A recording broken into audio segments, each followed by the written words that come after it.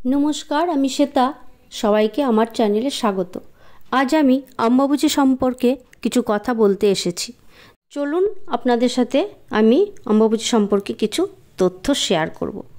অম্বুবাচী হলো কামাখ্যা মন্দিরে অনুষ্ঠিত এক বিশেষ ও পবিত্র উৎসব, যা মূলত কামাখ্যা দেবীর বা মায়ের ঋতুকাল উপলক্ষে পালন করা হয়। এই উৎসব সাধারণত জুন মাসে, আষাঢ় মাসে অনুষ্ঠিত হয় এবং এটি 4 দিন ধরে চলে। এটি একটি গুরুত্বপূর্ণ তান্ত্রিক উৎসব হিসাবে বিবেচিত হয়, যেখানে বহু তীর্থযাত্রী এবং সাধু সন্ন্যাসীরা কামাখ্যা মন্দিরে আসেন। অম্বুবাচী কি? এই সময়ে বিশ্বাস করা হয় যে মা কামাখ্যা ঋতুমতী হন, তাই 4 দিন মন্দির বন্ধ থাকে। এই সময়ে কোনো পুজো বা দর্শন হয় না। পঞ্চম দিনে মন্দির পুনরায় খোলা হয় এবং দেবীর স্নান বা শুদ্ধিকরণের পর পূজা শুরু হয়। অম্বুবাচীতে কি করা উচিত? ব্রহ্মচর্য পালন।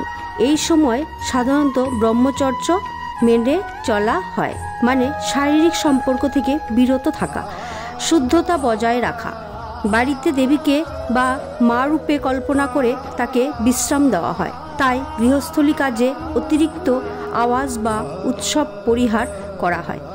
পবিত্রতা রক্ষা করা, রান্নাঘর, পূজার স্থান ইত্যাদি পরিষ্কার পরিচ্ছন্ন রাখা উচিত। অনেকেই গৃহের দেবীর কাছে পূজা বন্ধ করে রাখেন এই সময়ে। উপবাস ও সাধনা, অনেক তান্ত্রিক ও ভক্ত উপবাস পালন করে ধ্যান সাধনায় মনোনিবেশ করেন।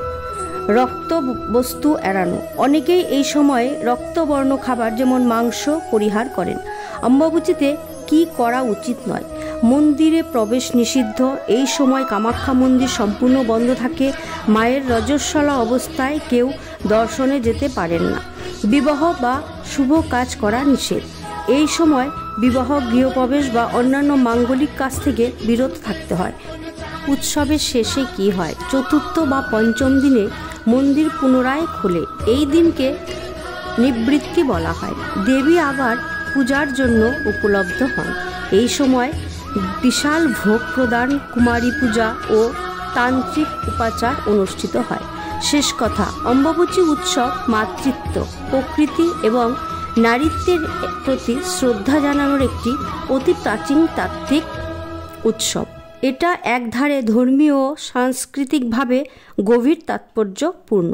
এই সময়ে মন ও পরিবেশ উভয়কেই পবিত্র ও শান্ত রাখা উচিত। অম্বুবাচীর সময় বিশেষ কিছু খাবার এড়িয়ে চলা উচিত। এই সময়কালে সাধারণত পোড়ানো খাবার যেমন আগুন ঝলসে যাওয়া সবজি বা মাংস এবং মশলাযুক্ত খাবার খাওয়া উচিত নয়। এছাড়াও কিছু সবজি যেমন শুকনো লঙ্কা, লঙ্কা গুঁড়ো এবং কিছু নির্দিষ্ট ডালও এই সময় এড়িয়ে চলা উচিত। অম্বুবাচীর সময় কিছু খাবার খাওয়া উচিত নয়, সেগুলো হলো মশলাযুক্ত খাবার। অতিরিক্ত মশলাযুক্ত খাবার এই সময় এড়িয়ে চলা উচিত। রুটি বা পোড়া সবজি, আগুনের শাঁকা, এইগুলো খাওয়া চলবে না। কিছু সবজি, শুকনো লঙ্কা, লঙ্কা গুঁড়ো এবং কিছু বিশেষ সবজি যেমন কুমড়ো এই সময় খাওয়া উচিত নয়। কিছু ডাল, বিশেষ কিছু ধরনের ডাল যেমন মুগ ডাল এই সময় না খাওয়াই ভালো।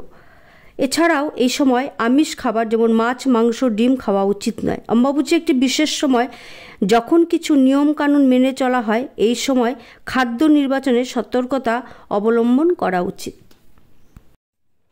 আজকের মতো এইটুকুই। সবাই ভালো থাকবেন, সুস্থ থাকবেন। জয় মা।